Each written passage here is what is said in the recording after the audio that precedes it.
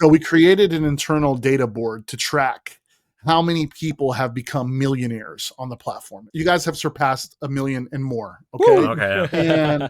And again, just a testament that, man, if you freaking fall in love with your music and you work hard enough and you really do it from a genuine place, man, like you said, you focus on the art, all the success will come. Yeah, that's will come later. So exactly. congratulations, it's been a long journey, but Yeah. thankfully we are finally able to do this. Yeah. BeatStars, the foundation, the precedence. We flying flags in every city, global residence. And we killing off the masters. Ghetto slave driving bastards. We making hits faster than you could think. We're on the brink of revolution. All my indie music makers, here's your restitution. We got the game in a chokehold. Not paying the creators is a no-no. I got the smoke road for all the fam bam. What's up, everybody? This is BATSHON. I'm the CEO and founder of BeatStars, and I'm also the host of Pay the Creators, man. And I get to have some of the most interesting conversations with creators in our community who have done unthinkable amount of things. And today, I'm sitting with some real absolute legends at BeatStars. Absolute legends. These guys straight out of Finland, man. Straight out of Finland have 6.5 million plays on BeatStars, 741 tracks, 247,000 followers, hits after hits after hits. They dominate the online game. They're one of the biggest selling producers on the platform ever in the history of the company, and now are dominating the copyright game, the publishing game. Welcome to the show, BigBadBeats. Thanks for coming. Yeah, thank you for having us. Thank you. Thank you very much, Abe. Good to be here. It's so great to have you guys here on the show and be able to tell your story. It's so unique. But for those that don't know you, for those that haven't been on the platform listening to your amazing music, I would just love for the community to kind of just hear about you guys, introduce yourselves, and let's get into the BigBadBeats story a little bit. For sure. So yeah, well, Tommi and Tuomo, our producer name is BigBadBeats, and we're just two dudes from Finland, who love to make music, and we've been doing this for a long time, maybe 15-20 years already. And yeah, I think our most like recognizable genre is pop, but we do like to include a lot of different genres to it and mix up things a little bit. So yeah, I think that's about it. Yeah, that's about it in a nutshell. Yeah, how did you guys get introduced to each other, and what started that first spark of collaboration? When did that happen? We're originally both like rock and roll dudes. Yeah, we're both guitarists, and back in Joensuu, where Tommi is from, and I lived there for like maybe 10 years. Studying there, yeah. We had all these rock and roll bands. Yeah, and emo bands, post-hardcore, we did everything. Yeah. Metal. Sick. Okay, what year was this? What year was that? 2016, maybe even 2006, and maybe even earlier. Yeah. So we were teenagers basically back then. Yeah. Yeah, but that's how it started, and at some point we just kind of felt like maybe music could be our like occupation, and the rock and roll just wasn't the right direction. So we just kind of slowly transitioned into making more pop music. And especially because EDM was on the rise at that time, like 2010 and onwards, and it gave us lots of. I can definitely hear that. I can definitely hear the EDM influence. What you guys do. Yeah, it was like the fellow Swedish guy Avicii, who actually was somewhat inspiration for us when we saw that one guy could do all this, have this all kind of success without the bandmates. Not saying that the band stuff was bad, but it gave us like the aha moment, like we could do this like just two of us. And at first, it was cool, man. Like those kind of producers have became superstars. They were able to play their beats everywhere. All right, so we started with like live instrumentation, which is like the basis and core of what you guys do, which is playing these instruments. Yeah, like today. Bro, of course I can hear it. I can hear all the organic sounds in your guys' music. I can hear that, and that's what people forget about that. it's such a hack to sample yourself. yeah. Especially, yeah. You know what I mean? We want to try to cherish that and do as much as we can with live instruments. So it's a part of big part of our sound. Yeah. So you guys are just basically probably plugging in the guitars right into the interface, and you're recording directly. Recording right into the DAW to get that really crispy organic sound. That's usually how we start our like songwriting for each beat almost. Right in the chords. So every session starts like that. Every session just starts with let's come up with some melodies. Yeah, and of course sometimes the guitar isn't the final instrument. We change it to piano sometimes, whatever. But it starts with the guitar, and But that's awesome, guys. That's awesome. So it started with live instrumentation. You guys started performing that as a band in metal bands and emo bands. And were you guys doing that? Like, were you traveling and live performing in your city or around the region? Where were you guys performing? Around Finland, never abroad, but but we visited all around Finland. Yeah, we had gigs. We did a lot of shows. Yeah. We had all the hairs with the emo thing coming from here. The other I blinded and got it. But I mean, I've heard a lot of the same journey stories, especially meeting so many producers. It starts our with the generation. No. Yeah, it starts with an instrument, and then you guys turn it into digital, and you kind of grow up a little bit, and you're like, you know what? Let's sell these digital products. People are liking our stuff. Yeah. And BeatStars was kind of like that mechanism for you guys to put your music out there so the rest of the world can kind of hear it, right? Like when did you guys join BeatStars? I think the whole story started like in 2016 when we first heard about the word type beats. That was totally new to us. And we heard it from our rapper friend, and since then it was like an idea behind, like in our minds, that what is it? We didn't know, was it only for rap beats, only for trap beats? It was kind of like this mystic behind it. But then like in 2018, I think, because we tried the traditional industry way of doing song camps. We tried the publishing route that way. But in 2018, I think we just said that let's try the waters. Let's test out the waters and let's try the whole online beat making thing. I think that was 2018. 2018, yes. I think that was like the biggest turning point in our careers. Like it started flowing much faster from there. But not first. But I think for you guys, even starting off the journey and seeing early success, you guys already came in with some experience already. I think that's a big part. Yeah, you knew what people wanted to hear. You performed in venues. You were mastering already your creative craft. You guys were probably mixing well. Your mixes sound amazing. You were already in the music industry locally, and that's where the foundation, right? Yeah, foundation definitely. Yeah, and we had made a lot of songs before that as well. So we didn't have to like start from zero. Yeah, but we still started with the rap trap beats at first that everyone else was doing. But luckily for you guys do, like, I love you guys, but why were you guys doing that? I don't know. Luckily for us, we quickly found out that because of our background and our niche was pop music. It was the more like pop side of things. So luckily we found that. So you had like a misconception, like only trap beats can like sell on the internet. Yeah. No other genres. When did that change? When did it go from like, dude, you know what? Like, let's upload like what's more natural to us. We make this. Like, when did that become a thing you wanted to try and see if you could be successful with it? It was like, was it our fifth beat even? Yeah, pretty quickly. I think. Beat. Yeah, I think we just like looked at the scene and everybody else was doing trap beats, so we just thought maybe that's the reason why we shouldn't do that as well. And I think like Ed Sheeran just released his like the Benny Blanco song. What was it? I can't remember the name, but it was like topping the charts everywhere, and we were like, maybe we should do something inspired by that, because there's a huge market, at least on Spotify, for that stuff. So why wouldn't artists be looking for that?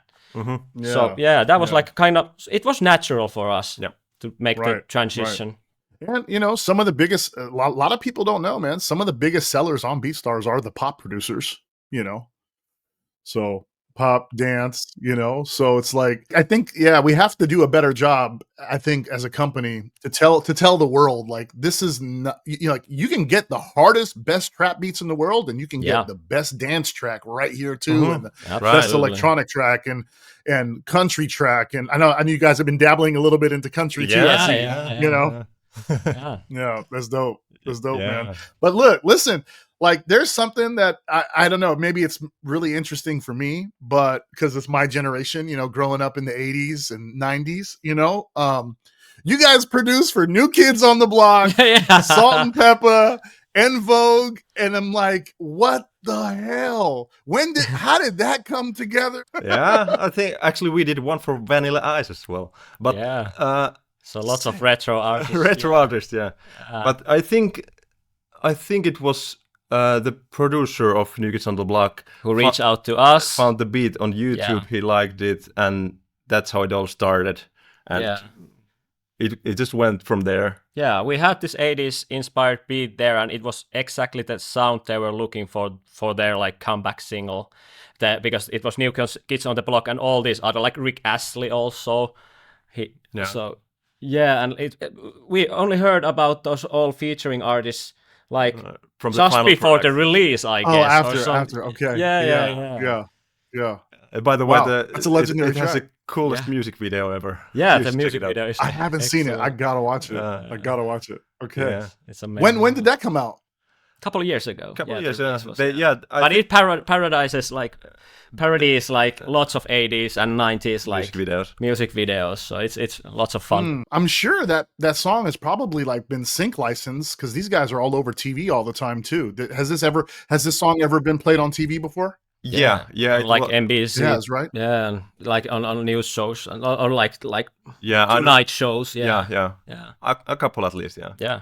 I love that you guys can, because when I do hear your music, first of all, it's very therapeutic. There's like some beats are so relaxing and so like you could just chill and just relax to, and then some are just so fun and very retro, like you said, like very 80s. It's got a lot of elements of like my generation, and so like I can see how those artists, went looking for you guys to kind of bring back a sound that they loved too. Exactly. I think that's the point.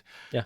And we do love the 80s, since it's just there's some certain vibe that we're both 80s children, but I was born in like late 80s, but still I can say that. Yeah. How does this all happen? And by the way, how do you guys know for sure, like, New Kids on the Block found your beat on YouTube? Do you guys know they told you that? That's where they found it? Yeah, that was done like the proper way. Yeah. We do have some songs that haven't been like that. We've had to like fight for the rights, but in the end we've always we're gonna talk about those too. Yeah. Oh yeah. So, but it usually happens like that we upload like any other our beats to YouTube, and then a producer artist finds it from there. So YouTube is a huge platform for like for artists to find. But you're getting more plays on BeatStars right now. That's like true. I feel like you're getting more plays on BeatStars. You have more followers on BeatStars. I just don't know for sure if it's just people on YouTube. I think some people might be finding you on BeatStars. That's too. true, especially nowadays. Especially nowadays. Yeah. For sure. Yeah, because the YouTube game has kind of drifted away a little bit. Algorithm changes constantly. You never know what to do basically to stay on top, but you just gotta evolve alongside. Yeah, it's kind of crazy because you can't like predict anything. No. If we think we made the coolest beat ever, it might not get anything on YouTube, and then a regular beat might just blow up in there. It's so unpredictable. And the one without any like effort on the thumbnail or anything, and that's the one that blows up. I'm not saying that all our hits are like that, but that also happens. So you never know what. It's so weird and it's hard. Yeah, you can't control it. And then they try to pigeonhole you in a certain type beat sound, and you can't dabble into different type of sounds, and you guys make great music in different genres, you know what I mean? Yeah. But it's a constant, like, we gotta research the platform a lot Yeah. and do the research, to know what to do next. But Yeah, and the main point, just try to make as good music as you can. because music people always You guys are doing what's right in terms of balancing both worlds. right. You're making a shit ton of money selling beats online directly to artists, and then you're also making a shit ton of money on the rights side, whether that's through creator rights agency, BeatStars publishing. You're diversifying your approach. You guys are adopting a really important change in the music industry, in the online beat world, because of how AI is, becoming so powerful. Mhm. So you guys have free downloads activated. How many, and we can get into some of these CRA cases because I think these are very interesting, and those who don't know, the BeatStars CRA is the Creator Rights Agency. It's really like a legal advocacy group with a bunch of amazing lawyers that love and fight for creators' rights that are on our platform. And the BigBadBeats has been one of the really prime examples of this service working for the creator the right way, and which has been awesome. But what you guys have done is you've provided so much access to creators and to artists, uploading to YouTube, uploading to BeatStars, having free download links, right? Giving people access, low cost to access the most amazing beats that you can ever fucking hear from these guys. If you guys don't believe me, go listen to these guys' catalog. It's some of the best shit you'll ever, some of the best shit you'll ever hear in your life. And you guys are balancing the world and surviving and thriving in this AI world. And you guys are a testament to that. So there's been a few cases that you guys have used a creator rights agency on BeatStars where we go out and make sure we go out, fight for your rights, collect back payments, make sure you're credited, make sure you splits and agreements and master clearance and publishing clearance is all done correctly. I'm just curious, man, how has been your experience working with the guys at the CRA? And shout out to Kyle and Irfan and Connor and all the guys there, Yeah, it's been amazing, and to have that kind of team support when these kind of situations happen, it's just, it means the world to us. Yeah, the latest case, maybe we're gonna talk about later, but we couldn't have finalized it the way they did. Yeah, without their help. Yeah. And the funny thing is that 3 of our biggest songs have all been these kind of situations, unfortunately, where they or fortunately, or fortunately, in the end. Yeah. So, and each time the CRA team got it finalized in a really good way, in a friendly way with the opposite side, which is a good thing. Yes, we're not trying to as a company, and as you guys as producers, you're not trying to burn bridges with labels and artists. You guys want to collaborate with them. Yeah, exactly. We just want to open the discussion with them. You never know what kind of collaborations can happen afterwards, after everything has been finalized.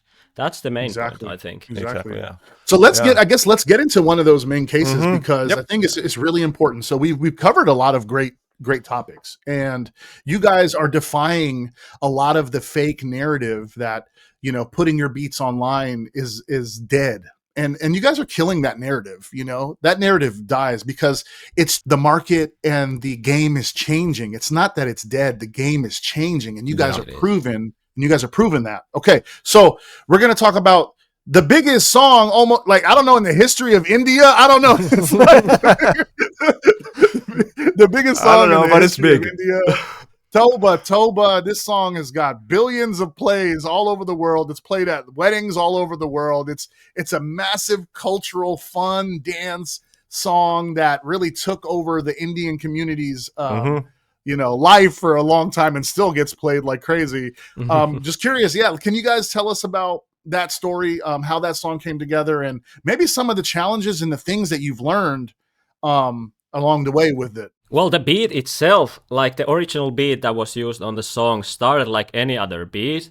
we uploaded it to YouTube, and one of the like someone from the Toba Toba team found it there, and rest is history basically. But with the beat itself, we wanted to like experiment a little. It isn't like a traditional beat for us that would be just like a funk pop song, but this time we wanted to like combine different genres, and this was like a challenge for us. We wanted to try out, like, I don't know where the idea came from, but we wanted to test out if we could combine like Latin music with our like funk pop vibes, because we love to experiment like that. And I think the beat speaks for itself. I think the groove is like super catchy, even in our own opinion. And how it differs from our other beats also is that it's, in the end, it's quite simplistic. And I think that's the reason the Toba Toba song, the beat was used for the song. Yeah, and actually, I think the beat was made in 21, so it's been out quite a while before they found it. Yeah. But yeah, it was crazy, like finding out. I think it was the very next day after the release, and it already had 1 million views. So we knew. Yeah, we kind of knew this would probably be a big song. Yeah. So yeah, it was exciting times. But unfortunately, we didn't find any credits mentioning us. So yeah, so the song was made, it was discovered online, and you know, it turned into this like massive cultural hit. But then when did you guys find out that it was your beat? Who told you about it? I think it was the next day after the release, so it was really quick this time. Often we found out a lot later, but this time we found almost when it was released. It was like, and we found it from mostly, YouTube comments. Yeah, that's a really common way for us comments. To find. Somebody commented the name of a song, and we went to see, oh, there's 1 million views in 24 hours. We have to like get this registered. Yeah. So we got into this with the CRA people really fast, which is a good thing. Because of our previous experience, where we tried to do everything by ourselves alone, but this time we knew that we must act quick. Right.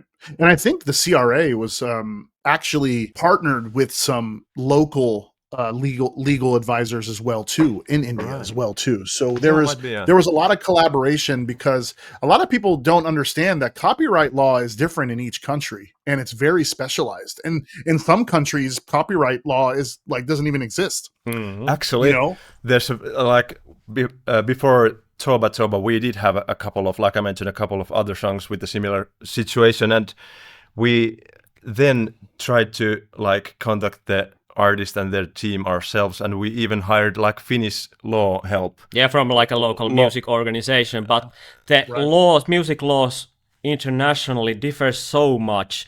Like Nordic music laws compared to the European laws, compared to the US or Indian, they're so different. So basically the discussions were going nowhere back then. Yeah. So, and that's why BeatStars all over the world, we have legal partner firms that we work with that we know have like really done a great job. And and we you know, collaborate with people on the ground in those countries, and we make things happen. So it's the line doesn't stop, you know. It's like our resources in terms of just like our strategy for advocating for creators doesn't stop with like, oh, sorry, it's out of our US jurisdiction, or it's out of our United States, you know, copyright law. Actually, BeatStars is a global company, so we have team members all over the world. We have entities in different countries. So when we, you know, build these like new business units like the Creator Rights Agency, we don't have a very narrow-minded approach. We think globally. And it's been so cool to see you guys like benefit from that service. And it was literally the reason why we created it, because producers, we kept hearing from producers, somebody stole my beat. Somebody did this, somebody did that. And we're like, well, we're not lawyer. We don't have like a legal department to go, you know, fight for you on this. Right. And so they would give up, and they would never collect their royalties. They would never collect. Years would go by, and some producers have hit songs where they've never collected royalties because they don't have the funds to go fight, you know, another country's like, you know, big corporation or a bigger label here in the States. So they give up. And that started to kill me, and that's why we created that service, because it was just happening way too often. Yeah, I think that would have been like our case as well without the CRA, because we would have had to like hire a lawyer from US probably, which is like it wouldn't be super expensive, first of all. Yeah. But and the main point is that it felt like we were fighting against like windmills. We were fighting, not fighting, but we were like against big corporations, big labels. So we felt like worthless, basically, hopeless. Yeah. Yeah, and it was crazy how quickly like the CRA people, Mike and Carl, got the conversation open with the Indian label, and it was really smooth. Because of the connections, yeah. I love hearing these kind of stories. Every week I hear of something like this that the CRA is doing for another producer. Like they've had thousands of cases, and I look at it as listen, man, and thousands of cases, and they've unlocked over like $100 million in royalties for the whole music industry, and millions for our creators as well, and a lot of like back pay and like credits and master rights and publishing rights. So like the work they're doing is really, really important. And for sure. And I look at it as an opportunity. I mean, I think that's what's the beauty about the internet is like there's no rules to collaboration. And sometimes your biggest earning opportunities came from someone ripping or downloading the beat on BeatStars for free or YouTube for free. Mm-hmm. Can we talk about some of the earnings that you guys have been paid from CRA or no? I think we can talk a little bit. Yeah. I mean, it's close to $500,000 in like CRA payouts just in the last year or so. Is that true? I think it is. Yeah. But that's because of the help of the CRA, and of course the songs are huge, so I think it's like it's only like we got what we deserve, or like what we were entitled for, basically. So it's not right. But exactly. besides the money, of course, we're super glad that we're finally like credited and we can feel enjoyment because the song we is can doing finally good. Celebrate the success of those songs. That's the most important part. Not only the settlements or even the publishing royalties, but that we can like the achievement itself. We are credited for our art. We have spent so much time and effort to make those. You guys have dominated two spaces, though. Really, like over $500,000 just from royalty payouts, right? If you include publishing, it's over that, and then you guys have dominated six figures every single year for the last few years as one of the top sellers on the marketplace too. So people don't understand, like, this journey started years ago, and now you're starting to see the success of this like catalog. Now you're starting to build. Finally, but it starts with access. And it starts with selling and giving people beats online and licensing music and giving them downloads. And exactly, you guys have been really successful. Slowly. Yeah, it's all connected. It's all connected. All connected. Yeah. Exactly. And slowly the free downloads and sold licenses paid off and start to generate royalties as well. So it's everything's connected. Yeah. Where did you guys get that like work ethic? That also that curiosity to have a passion for your business. Was there anybody in your life that like really, was inspiring in terms of like just work ethic and business in your life? For sure. I think both of our parents, for sure. That's one thing. And we're both like, I think our goals are pretty similar. Like career-wise, so that's helped us a lot. Yeah, we both share the same entrepreneurial spirit. Yeah. Like we have done all the odd jobs you can do in warehouses and stuff like that, but we always felt, at least I felt, that this isn't my true calling. My true calling is music, and I'm gonna do whatever it takes to make it my livelihood. Exactly, and we've done many years of music without getting paid before we started as a side hobby, basically. Yeah, so it's like you have to sacrifice a lot. Yeah, we had to sacrifice a lot, working long hours, graveyard shifts in warehouse, like I said, but it all luckily paid off in the end. Amazing, guys, amazing. What are your guys' thoughts about some of the illegal AI companies training on original music from original creators like you guys to build this like supermodel to replicate you. What are you guys thinking about that? I think it's quite a terrifying, Not like, ethical, first of all. yeah, and of course we can't know where this is going because of the AI. It's moving too fast, I'd say. Too fast. But if there's any way to like at least slow it down, so we like know what is happening, we know that like how to protect the musicians and artists and creative people's rights, then it can be a good thing. But if it's happening like that, that's data is stolen and it's unethical, that's not a future I want to see. Right. The technology is powerful. It's like, it's like innovation is inspiring and great, but at the same time, respecting people's rights is the main thing. Exactly. And not going too deep into the discussion, but you really don't know what's going to happen in like 5 years to music scene as a whole. Like how are people only going to listen to like AI generated music on Spotify?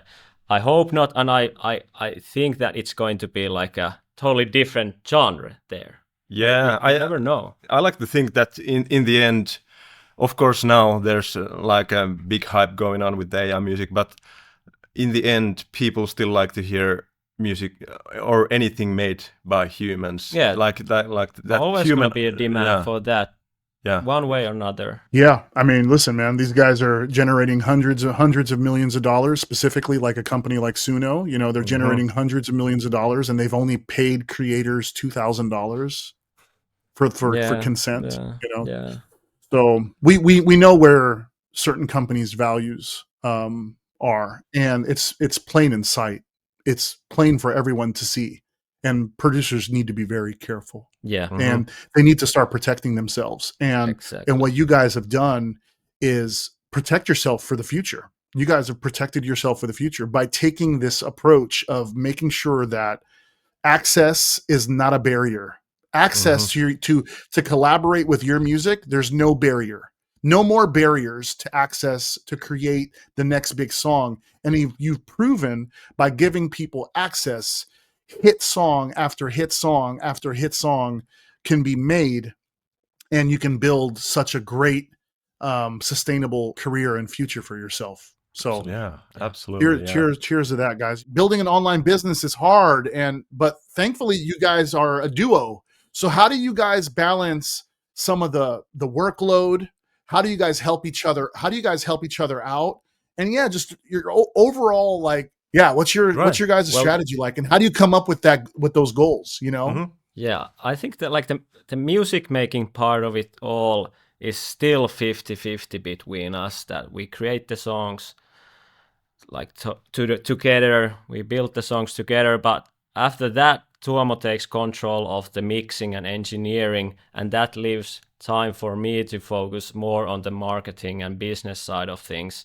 But still, of course, we get involved in both things also. But having two guys working the same thing all the time isn't like that's not wise. Yeah, so that's how we started. But we started like that. But we like 5 years ago, I think we had to make the decision, or like 3 years ago, that this isn't a good like a workflow. And I think it has worked more than great for us to have that kind of like separation.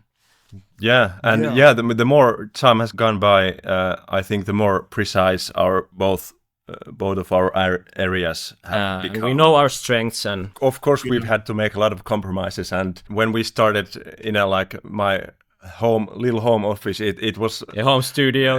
It was not good all the time, but we have fought a lot to be honest, because it's two grown ass guys working like every day together. It's there's gonna be some struggles. Of course. But in the end, it's in the end we both look at the big picture, and we have the same goal still. The same goal we had when we started playing in emo and rock bands 20 years ago. I love that, man. I love that you guys can agree to disagree, to respect each other's opinion. Sure, sometimes one of you guys are going to get a little bit more heated than the other, and you're just going to have to let that person go through it. But at the end, that foundation of like love and respect for each other is what builds that. So that's dope. Yeah, life ain't perfect, bro. Life ain't perfect. You're gonna get into arguments with people. I get in arguments all the time. I'm arguing online all the time. Yeah. Right? That also keeps things fresh. Yeah. Yeah, that's true. Yeah, but also arguments usually are a sign to like stop, look at the root. What's the root cause, right? Understand what the root cause is and find a way to solve for it, because so that way it doesn't come up again. Yeah, that way it doesn't come up again. Yeah, right? Exactly. Right? But the funny thing is, like, we have done it so long together that our minds are pretty much connected, at least music-wise. Yeah, that if we make a song, we follow the same path. Basically, and it's cool. Quite rarely we like it's throwing ideas like back and forth, and then it just. So it's always a collab. Is it always so? For sure, you're mixing all the time, right? Mm-hmm. Yep. You're mixing all the time, but is the beat always a collab, or is like sometimes?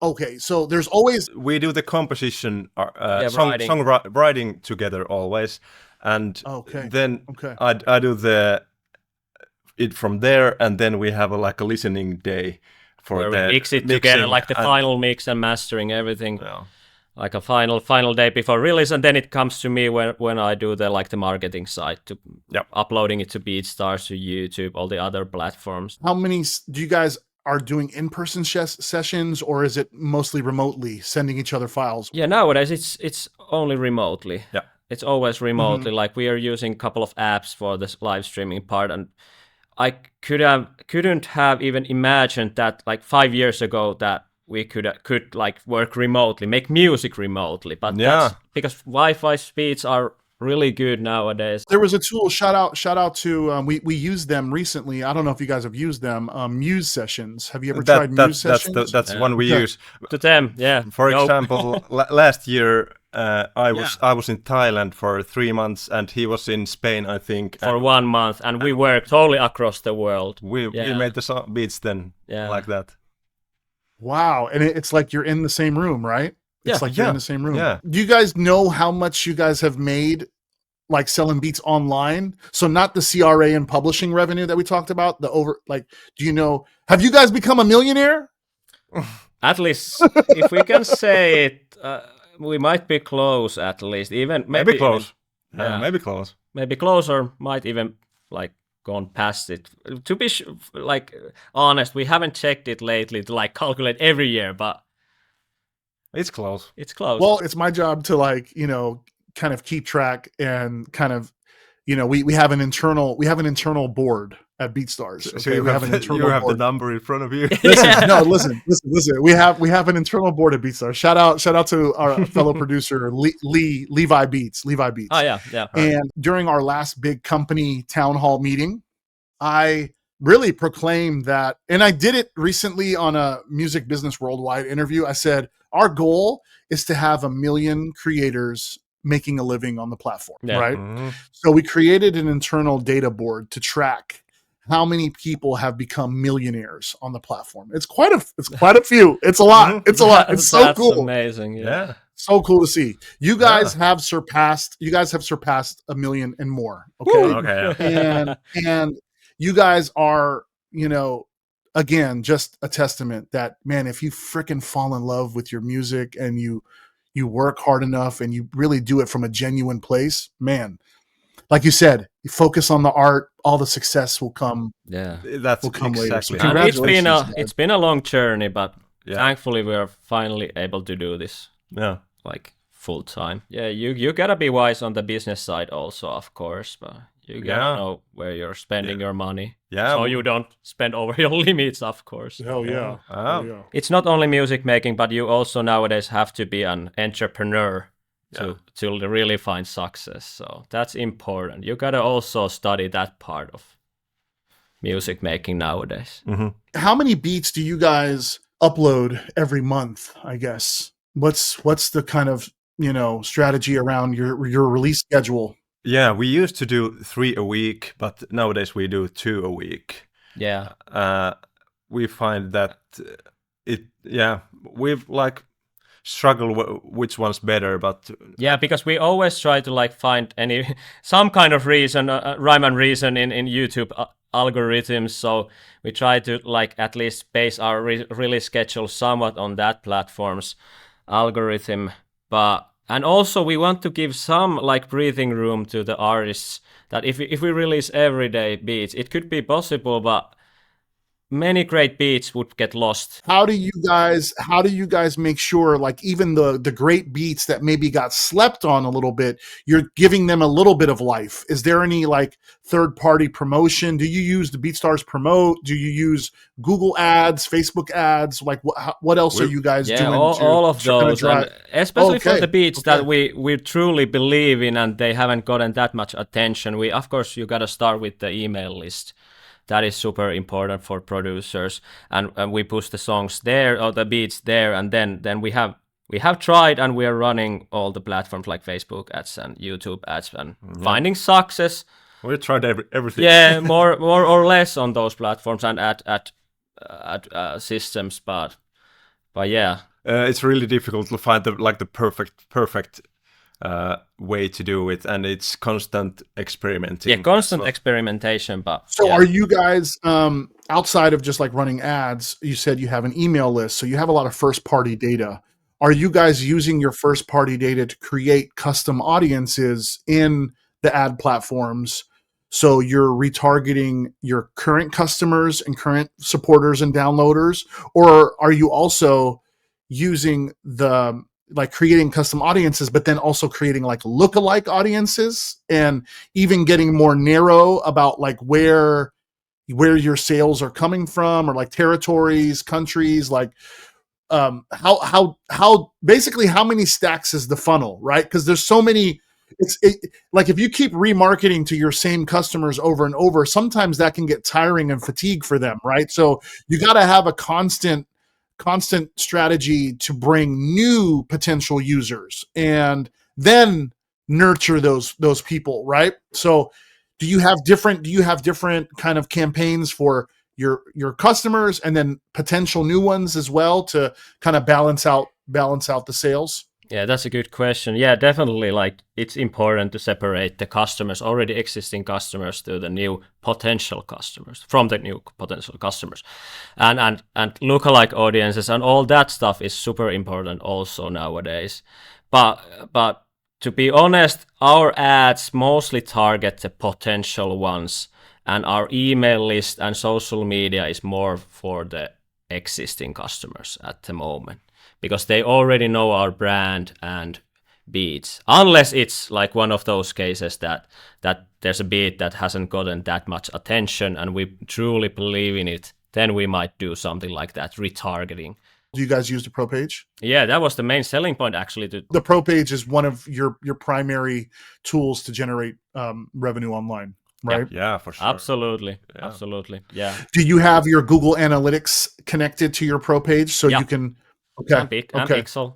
Advertising to the lookalike audience, or like new people that demand generation, right? And then you're marketing to through email and through social media to your people that are already subscribed to you, right? Mm-hmm. But there's an audience in between that. That are not fully subscribed to you, and they are not new, but they're a visitor to your website, and they come often. Yeah.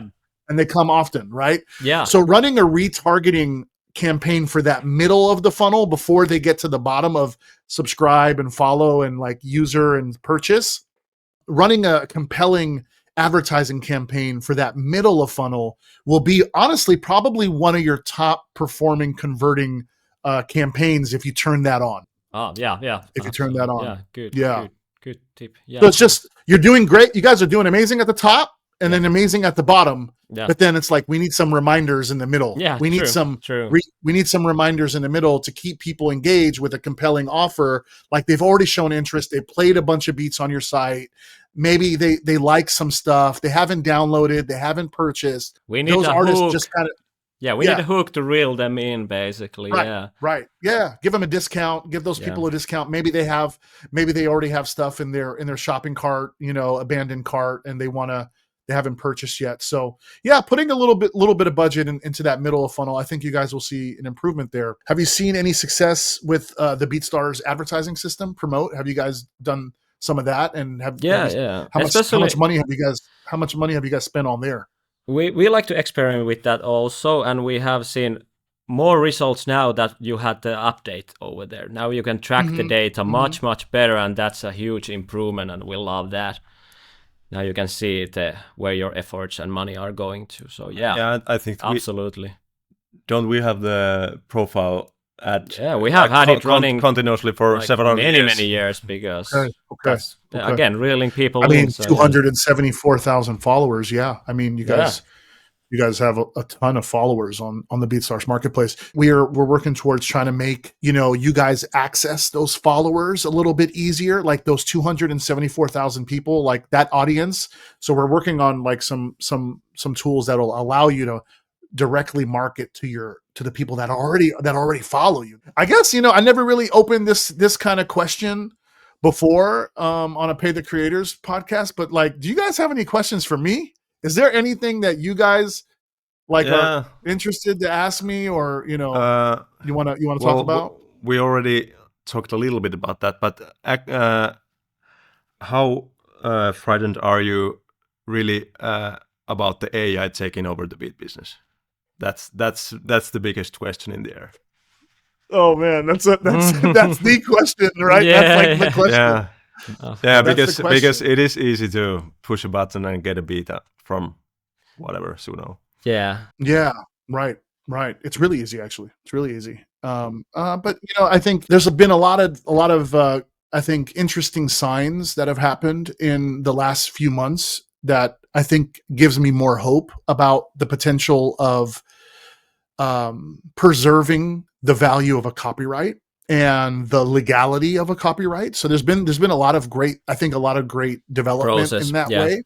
Like some of the major labels have already signed like licensing deals with some of these like AI companies, and they're making them change their business models from illegal piracy platform to like create fan generated music with their catalog that they own, right? So they can increase their copyrights and increase their catalog for their increase the value of their creators. That's hopeful. That's hopeful that the music industry is pushing these companies to enforcing them to get out of the illegal piracy world. So that's good. That's good. It's also very hopeful that copyright law it's a 100-year law. I mean, it's such a old law. It's been around forever, and impacts so many different pieces of intellectual property, not just music. It impacts a lot of different things that I think there's going to be a lot of legal battling about this subject in the next few years to see kind of updates, like what there'll be some legalities on it. I mean, even the PROs are even saying, if you used AI partially and human contribution and you want to register those songs, you can. So that's very interesting. BeatStars has a legal AI generative model with Lemonade, right? Yep. And the Collab Club models. And that, you got to know, guys, remember that's just us testing a few things, right? We're just learning. So BeatStars' approach to AI is going to fit in between all of these different things, and it's going to be ethical. And it's going to be ethical, and all the rights are going to be attributed to it. And you're still going to have innovation.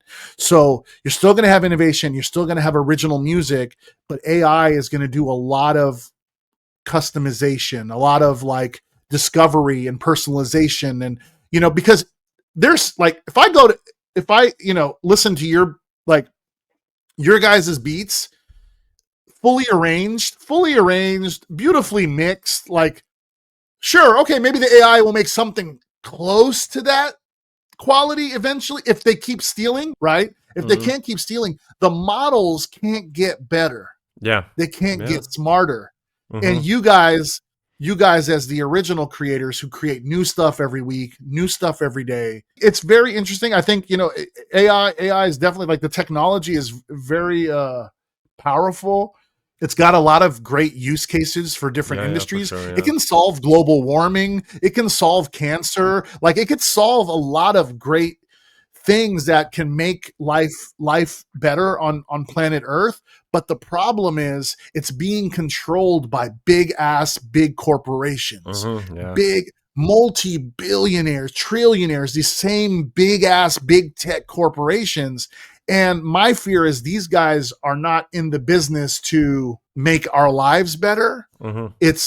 They're trying to build more power in the world to actually be more of a potentially like government type corporations that, we have to rely on them for everything because they control everything in our lives. They know how to access everything. They know how to create anything. We use all their tools. So, like, I don't know, it's deeper for me. It's like that part is scarier, when the AI has become more powerful than us all. But there needs to be regulation. There needs to be real people that represent all the communities around the world that come together and agree as a world body. How are we going to use this technology responsibly and not destroy humanity? Yeah.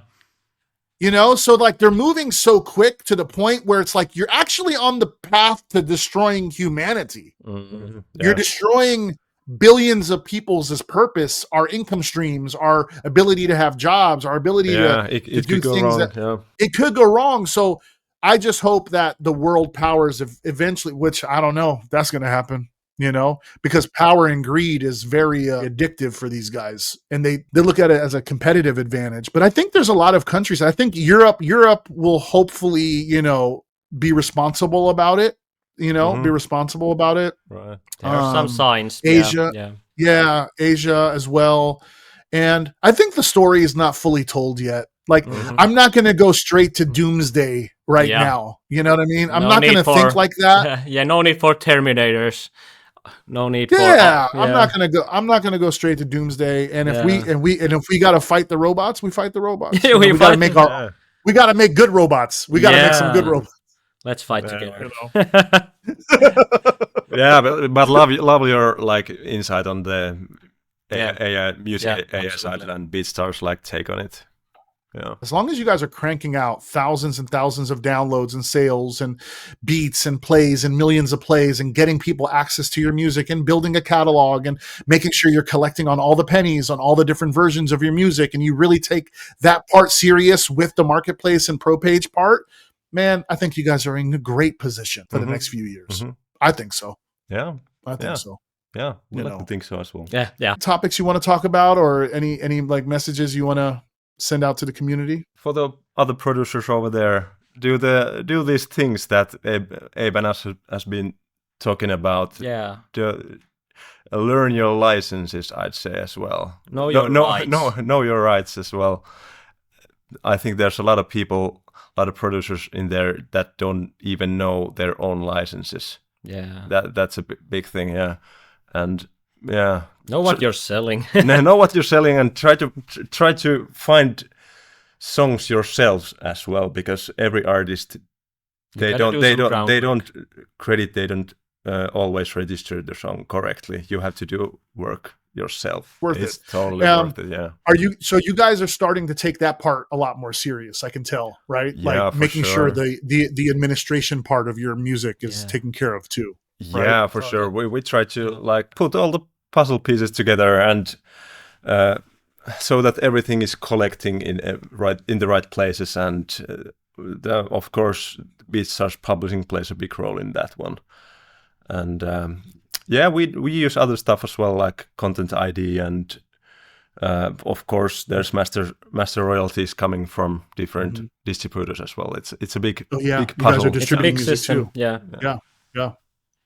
Well, cool. So a lot of your guys' original beats live on Spotify and DSPs right now too. You have a BigBadBeats artist profile, basically. Yeah, but not all of our beats are there yet. But they're gonna be. Them. Yeah. we're currently uploading.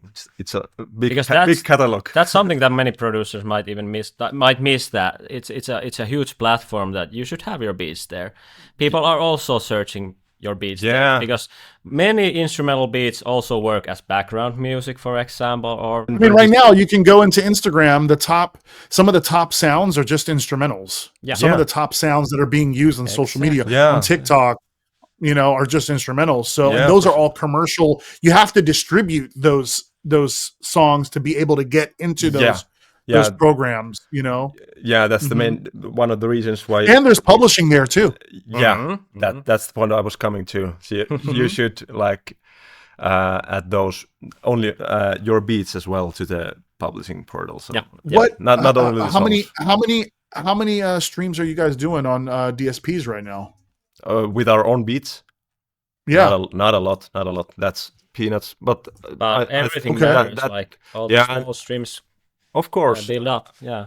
Yeah, but for like 45,000 on one, 24,000. Like you guys have there's thousands of plays. Yeah, but the bigger reason was to get so that we can register then to the portal.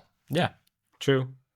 Because we can't register and have a real identity for the beat inside the music industry. So if anybody steals it or does something weird with it, no, this was a real release.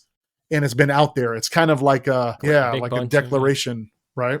Yeah, exactly. I think that's important too. A lot of producers are not doing that. They're not doing that. They're not distributing their beats, and they need to, And then on the publishing, you collect 100% of the master, 100% of the publishing. Yeah, man, if some of those beats take off, like the homie L. Dre, Steven Universe, like if one of those beats take off to like hundreds of millions of streams, which we see it all the time as well too. You see it all the time. Yeah, that's big money. That's huge. Yeah. That's huge. And that's fully controlled by you. And I know a lot of people would try to come buy that as a catalog item from you. Like investors would come try to buy that because it's so valuable. Yeah. Because you own 100%. 100%. It's easy to clear. It's been great just getting to know you guys and talk to you guys. Congratulations again on representing Finland. Finland. Showing the cold northern of Finland. Yeah. Well, guys, I hope you have an amazing rest of your week. Thank you for your time.